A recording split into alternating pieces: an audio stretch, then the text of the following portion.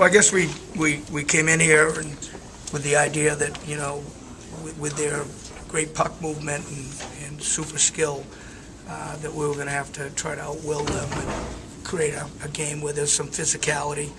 And in order to be physical, you have to be able to skate, and we skate well enough to be able to be physical. And I thought through the first two periods we were able to execute that pretty well. And we put ourselves in a position to be able to make a real good game in this third period. Ironically, after we did a great job killing a penalty, you know, we got what I think is my All-American defenseman just, you know, creating a turnover that is really unfortunate. But we're still only a goal down, and we've got 18 and a half minutes to play, so we've got to respond, and we didn't. And that was the difference in the game, our inability to respond to their third goal and respond to their third goal. So that in a nutshell was the difference. They're a great team. I thought we played real hard. We battled. It was an interesting series, but at the end of the day, we didn't have enough fun. You played the toughest thing it seemed, you were playing from behind so much in the series, never had the lead. You know, you talk about responding, but it's almost like you needed to respond to get that go-ahead goal to give you the momentum. Well, that might be true, but I mean, you know, playoffs are a little bit different. You know, we still have plenty of time to get back into the game, and the few chances that they gave us in the third period, we missed the net with a couple of point-blank opportunities that you at least make the goalie make the save and maybe get to a rebound. And you know, it just wasn't there in the third when we wanted it most. Very disappointing, and you know, obviously a season that's hard to figure out, quite frankly. You know, a lot of good things happen in the course of the season, but a lot of struggles, and we never seem to get over the hump as a team. You know, I thought both teams played really hard tonight. That's as physical a game as we've been in all year, as far as, you know, good solid hits, but everybody was playing the body and finishing checks. We've got a lot of bumps and bruises from the game. You know, it's always, like I talk about to our team, it's always hard to take sticks away from another team. You know, everybody wants to play hockey and want to continue to play hockey. And so that makes I think the quarterfinal site one of the most difficult sites that we have to advance to the Garden. You know, it just seems like it's a unbelievable battle every year, no matter whether you're home ice or the visiting team. The games are so close. You know, last night basically was 4 one-goal games with Vermont. You know, ahead 4-3 going into the third period. And tonight, looking at it, they're all tight again this evening. So we talk about competition in our league and parity in our league. It's never more in evidence than this first series trying to get to the Garden. I thought our team played, you know, like I said, very physical, but we limited the number of chances UMass had. I think John had 3 saves in the third period, which was, you know, games on the line here, and that was a really good defensive way for us to establish ourselves in the third period. You know, Matt Lombardi has been a real hard-nosed player for us, and you never know where the goals are going to come from. You know, you're always looking for, you know, a power play goal, or, you know, a Cam to get a goal, or, you know, Gibby and those types of guys. But probably the most important goal of our year at this point is Matty. I think it's his first game-winning goal. But it was a great effort. He was in there and well rewarded for his effort there. I'm extremely proud and happy to bring my team to the Garden next weekend. It's like I said, it's an objective we've had, and it's a difficult objective. I thought we responded very well to a real good challenge by the Minutemen. Matt, can you talk about your goal? Was there any sort of sense of surprise to have the puck right on your stick? I think it was either Price or Barry. They're doing a great job taking away one side of the ice. I was just able to kind of read where he was going with it and jump the play a little bit, and was lucky enough that he just threw it there. And I just tried to make a quick move on the goalie and just get it on net. Your line has not gotten the hype, obviously, with such two great scoring lines, and you guys tonight, I thought maybe were the best line on the ice, got 3 goals, including the empty netter. Can you talk about what you guys are doing offensively?